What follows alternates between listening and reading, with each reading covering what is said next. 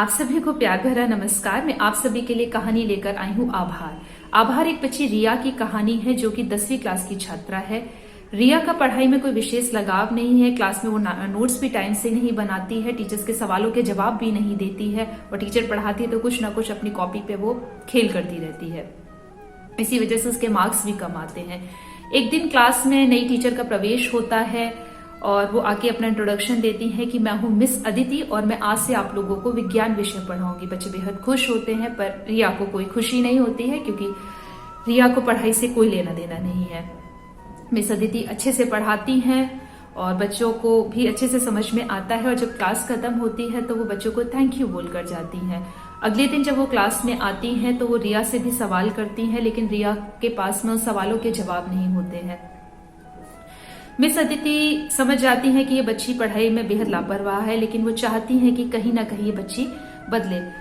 Class खत्म होता है, मिस अदिति बच्चों को थैंक यू बोलती हैं और चली जाती हैं। 3-4 दिन गुजरते हैं। एक दिन एक बच्ची उनसे पूछती है कि मैम आप उनको थैंक यू क्यों बोलती हैं? तब मिस अदिति उससे कहती है कि बेटा मैं थैंक यू तुम लोगों को इसलिए बोलती हूँ क्योंकि तुम्हारी ही वजह से मेरी ये नौकरी है और अगर तुम लोग नहीं होगे तो मेरी ये नौकरी नहीं होगी। बच्चे कहते हैं हमारी वजह से कैसे मैम ये नौकरी आपको मिली है? तो कहते हैं कि अगर तुम लोग नहीं होते तो ये स्कूल नहीं होता और अगर ये स्कूल नहीं होता तो मेरा अपॉइंटमेंट नहीं होता और मेरी ये नौकरी नहीं होती। तो कहीं ना कहीं ये नौकरी मुझे तुम लोगों की वजह से मिली है, इसलिए मैं तुम लोगों के लिए थैंकफुल होती हूँ। मुझे लगता है कि तुम लोगों को भी अपनी पढ़ाई के लिए, अपने टीचर्स के लिए ग्रेटफुल होना चाहिए। तो बच्चे कहते हैं कि हम बुक्स के लिए कैसे मैम थैंक यू बोले? तो फिर मिस अदिति उससे कहती हैं कि बेटा अगर ये किताबें नहीं होती, ये स्टडी मटेरियल नहीं होता, ये टीचर्स नहीं होते तो तुम कैसे पढ़ते?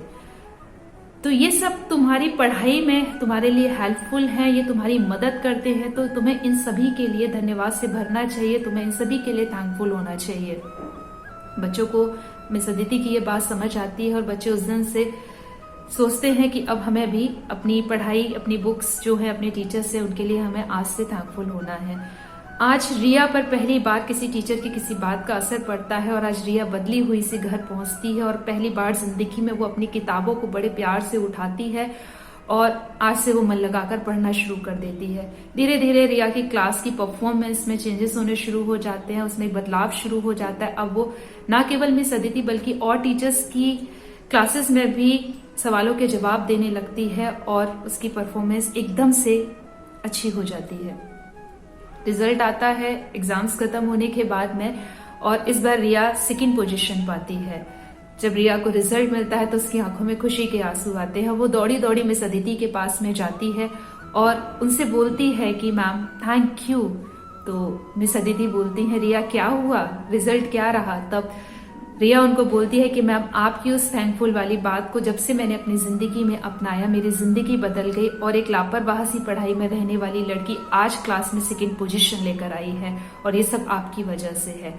तो मिस अदिति कहती हैं बेटा इसमें मेरा कोई रोल नहीं है, मेरा सिर्फ एक काम था तुमको एक गाइडेंस देना और मैंने वही किया और मैं चाहूंगी कि अब तुम अपनी पढ़ाई में इसी तरह से आगे बढ़ो। और वो खुशी से रिया को आशीर्वाद देती हैं। इस तरह से एक थैंक यू शब्द जो होता है वो रिया की जिंदगी को बदल देता है और एक लापरवाह सी लड़की जो होती है एक होनहार लड़की में तब्दील हो जाती है। दोस्तों हम सभी के साथ में भी अक्सर यही होता है कि जिंदगी हमें देती बहुत कुछ है, लेकिन हम बदले में, मैं ये नहीं कहती कि आप उसका ऋण चुका सकते क्योंकि हम शायद हर चीज का ऋण नहीं चुका सकते, लेकिन ये जिंदगी जाने अनजाने में हमें बहुत कुछ दे रही है। बहुत से लोग हमें जिंदगी में ऐसे मिलते हैं जिनसे हमें बहुत कुछ सीखने को मिलता है, लेकिन हम लोग एक छोटा सा धन्यवाद भी उन लोगों के प्रति नहीं अपना दे पाते हैं। तो ये बहुत ही अजीब सी बात है कि जिसने हमें दिया, क्या हमारी एक ड्यूटी नहीं बनती कि हम उसको एक थैंक यू बोल दें? इस चीज को मैंने अपनी जिंदगी में भी अपनाकर देखा कि ये थैंक यू शब्द जो होता है ये बहुत ही पावरफुल है।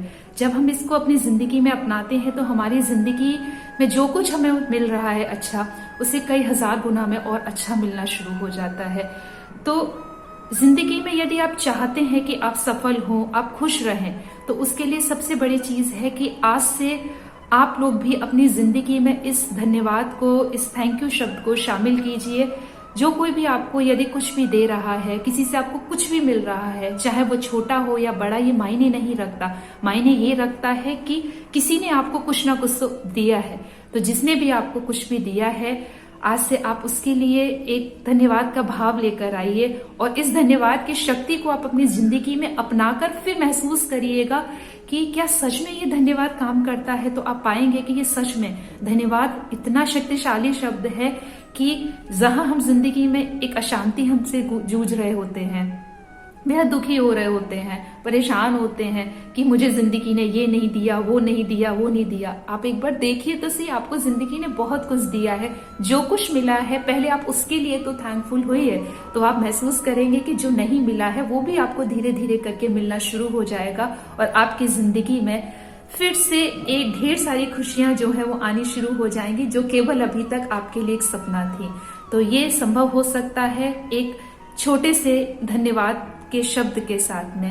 तो मैं चाहूंगी कि आज से आप लोग भी इस धन्यवाद को अपनी जिंदगी में जितना अधिक हो सकता है उतना शामिल करें और अपनी जिंदगी को आप खूबसूरत बनाएं और उसके अंदर बहुत सारी चीजें, बहुत सारी खुशियां जो हैं और बहुत से वो सपने जो अधूरे से हैं, वो सपने आप सभी के पूरे हों और ये निश्चित तौर पर होगा।